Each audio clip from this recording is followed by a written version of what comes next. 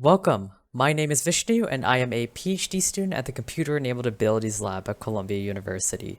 Today I will be presenting Navstick, making video games blind accessible via the ability to look around.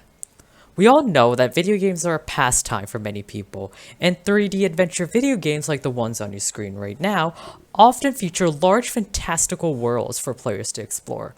Yet these game worlds are often inaccessible to players with visual impairments, and many existing games created specifically for players with vision impairments greatly simplify the experience for players, making the game less fun.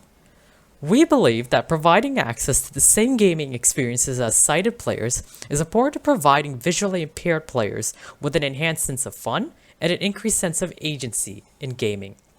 To this end, we introduced Navstick, an audio-based tool for virtual environments that allows visually impaired players to look around themselves within the game world.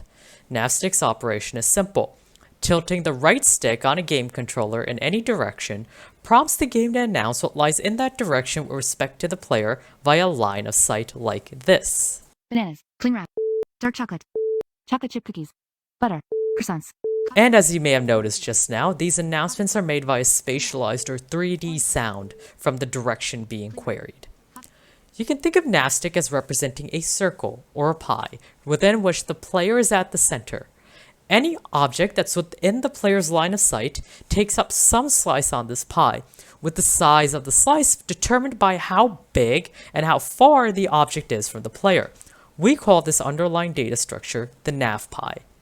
Tilting the stick then queries the slice that lies in the direction that the stick is being tilted in.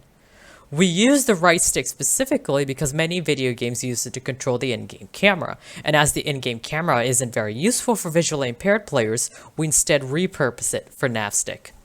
We believe that granting players with visual impairments the ability to look around as Navstick does can make 3D games more blind accessible and provide them with the same exciting experiences that sighted players are so often afforded. To evaluate Navstick, we performed two fully remote studies.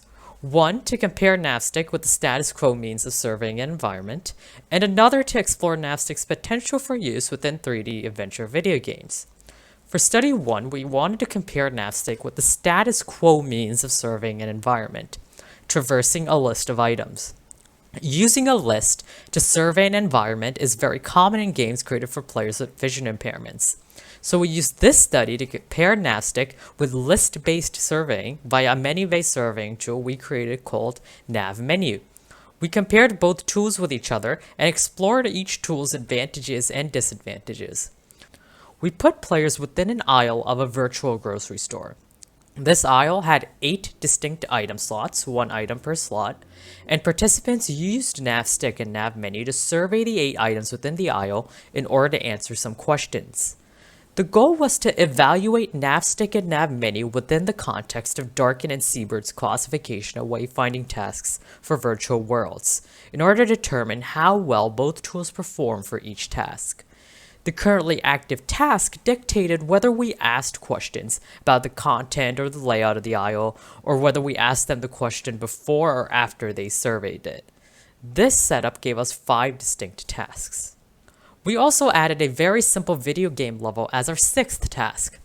This level was a recreation of a level from the classic blind accessible game Terraformers.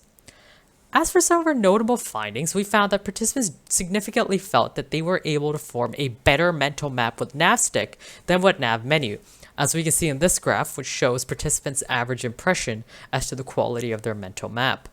We also found that participants had significantly more fun in the simple video game task with Navstick than with NavMenu, as we can see in this graph, which shows how fun participants found each tool to use in the simple video game task. However, we also found that participants generally did not prefer Navstick for every task. As we can see in this graph, which shows participants' preferred tool for each task, more participants selected NavMenu as their preferred tool of choice for non-directional tasks that don't require a sense of knowing the physical direction of an item. And many participants explicitly noted that NavMenu was very good at simply communicating the presence of items, that is, whether or not they're just there. This suggests that Navstick and NavMenu could complement each other, and indeed participants agreed that they would love to have access to both tools within a game.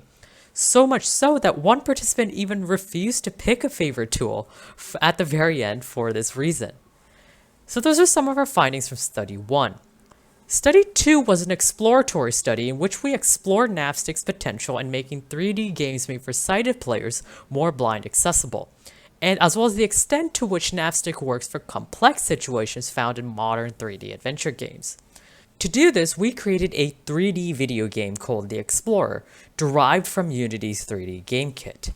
Using the Explorer as our study's testbed, we had 7 participants use Napstic to help them traverse a 3D game world that we created, avoiding obstructions and defeating enemies as they desired using a laser gun.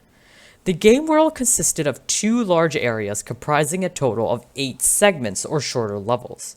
We designed the 8 segments to possess environmental characteristics found in existing 3D games that could present a challenge to Napstic. These were enemy movement, time pressure, and environmental occlusions. We had the 8 segments then feature every possible on-off combination of these characteristics, giving us 8 combinations. As for some of our notable findings from this study, every participant completed all levels of the game. No one failed to complete a single level. And we were also able to witness how Napstic offered players with an enhanced sense of agency. This figure shows the paths that participants took in segment 8 of the game. We can see our participants employed different strategies to get through the level, and even roamed around near the end of the level as they waited for the door at the end to open. Participants explicitly noted how Napstic gave them an enhanced sense of agency. However, we also found that the various environmental characteristics that we integrated into the levels caused participants some trouble. This box plot shows levels of frustration on 20-point scales as given by players who use Napstic in a level with that characteristic.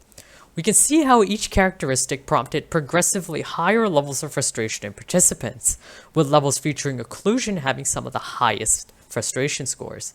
This points to future work which should focus on improving Napstic to overcome these challenges or even creating new tools to solve them.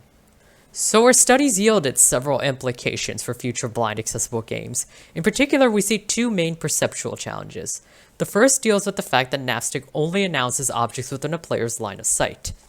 Yet many participants desired some form of X-ray vision, thus being able to see the world beyond their line of sight. Sighted players usually have access to a world map or a mini-map that communicates information about the greater world they are in. So how can one create an equivalent to these tools for players with visual impairments to give them more information about the world? The other challenge deals with aesthetics. Many participants want to know what the overall world within the Explorer looked like beyond merely knowing what objects it contained. 3D game worlds are often richly detailed and fantastical, so how can we go beyond merely communicating points to communicating what the world actually looks like? So in this project, we put forward a few contributions. We introduced Napstic, an audio-based tool which allows players with visual impairments to look around within virtual environments to make 3D games more blind accessible. We performed one study comparing Napstic with menu-based surveying. We found that Napstic has distinct advantages over menu-based surveying, but the two can coexist. We performed another study to assess Napstic's potential within a 3D adventure video game and find that it grants players an enhanced sense of agency and fun not seen in current games for visually impaired players. And we uncovered perceptual challenges that must be overcome to make 3D adventure video games even more blind accessible. So to wrap up, I would like to sincerely thank my co-authors and everyone else who helped for their work on the project, and of course thank you for watching.